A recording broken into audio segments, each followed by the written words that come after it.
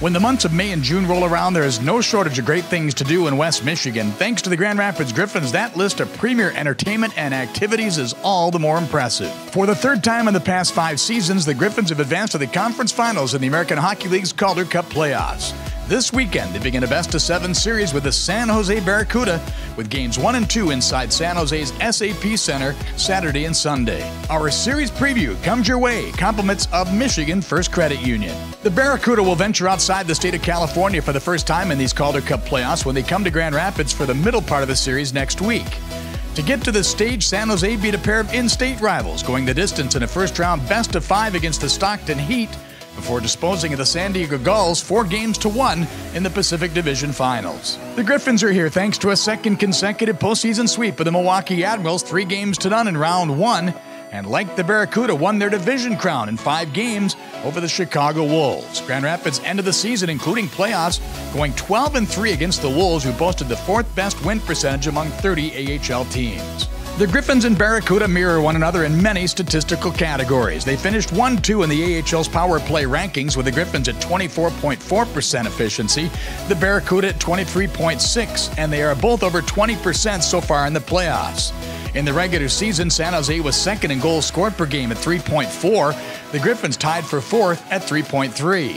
The Barracuda have maintained their proficiency on offense in 10 postseason games, while the Griffins are scoring nearly a goal more per game, averaging a prolific 4.25 goals in 8 playoff contests to pace the league by a significant margin. The Griffins will attempt to continue their offensive assault against one of the AHL's top netminders in Troy Grosnick.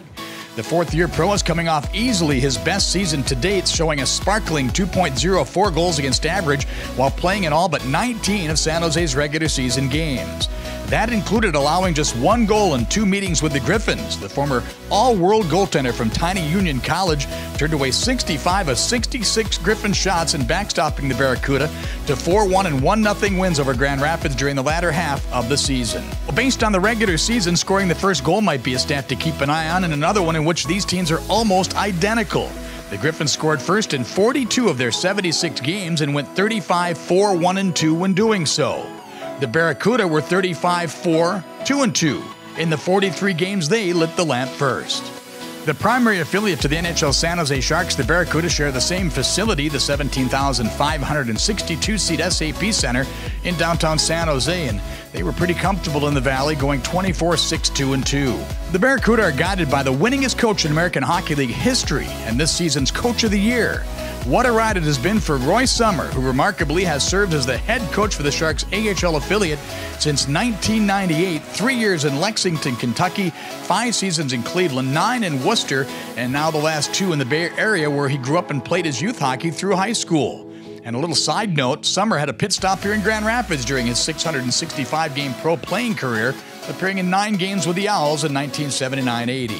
The Barracuda, again, much like the Griffins, score by committee. They had a league-high 13 players score double-digit goals, led by Barclay Goodrow's 25. Boston University star and first-year pro Daniel O'Regan led the team in regular season scoring with 58 points, while a pair of defensemen, Tim Heed and Joachim Ryan, finished second and third in team scoring. Ryan Carpenter is the AHL's current playoff points leader with 13. The Griffins are certainly one of the hottest teams in the AHL these days. Including the final 3 games of the regular season and now playoffs, they have gone 10-1 in their last 11 games. The power play is clicking again, having scored in each of the last 6 contests, and they have 8 players averaging at least 1 point per game, led by Tyler Bertuzzi with 10 and rookie Evgeny Svechnikov with 9.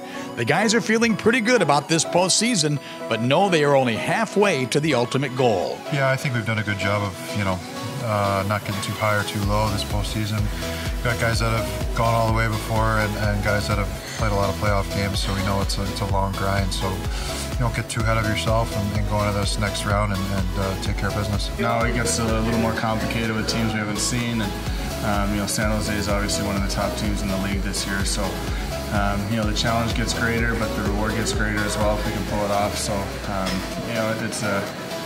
it's going to be a fun series. I think it's going to be our hardest fought one yet, and hopefully we can keep this thing rolling. Well, quite possibly the highlight of the postseason and the defining goal of the Chicago series And maybe the playoffs came when 5'8" 175-pound Kyle Criscolo shoved aside 6'3" 210-pound defenseman Peter Lindbaum late in the second period of the fifth and deciding game against Chicago. And not that you would have forgotten, but Criscolo also scored a rather significant goal in Game 3 of the Milwaukee series, the overtime game winner and series clincher. Pretty good postseason thus far for the Harvard rookie. Yeah, I think it's been a lot of fun playing with Gino and Lowe and Homer as well in the first series. I think we've been sort of finding our second and third gears here as of late, and you know, when the first two lines are putting a ton of pressure on them, I think it gives us a little bit of a chance to exploit their tired players. Since the San Jose Sharks began using the AHL as its breeding grounds for prospects in Lexington, Kentucky in 1996, they have qualified for the Calder Cup playoffs in 12 of 21 seasons. This year represents the first time ever they have advanced to a conference final. Games 1 and 2 are set for this Saturday and Sunday in San Jose. Games 3 and 4 will be staged at Van Andel Arena on Wednesday and Friday, May 24th and 26th. A fifth game, if needed, is in Grand Rapids Saturday, May 27th, and then the series heads west again, if necessary, for Games 6 and 7 on Tuesday and Wednesday, May 30th and 31st. Don't forget to follow Griffins Hockey on your radio home for the Calder Cup playoffs, ESPN 961. And once again, throughout the series with San Jose, the downtown Grand Rapids Pepinos is hosting watch parties for all road games, including this Saturday at 9 o'clock and Sunday at 8. Food and drink specials will be offered for our great Griffins fans. Thanks for joining us for our series preview presented by Michigan First Credit Union. I'm Bob Kaiser.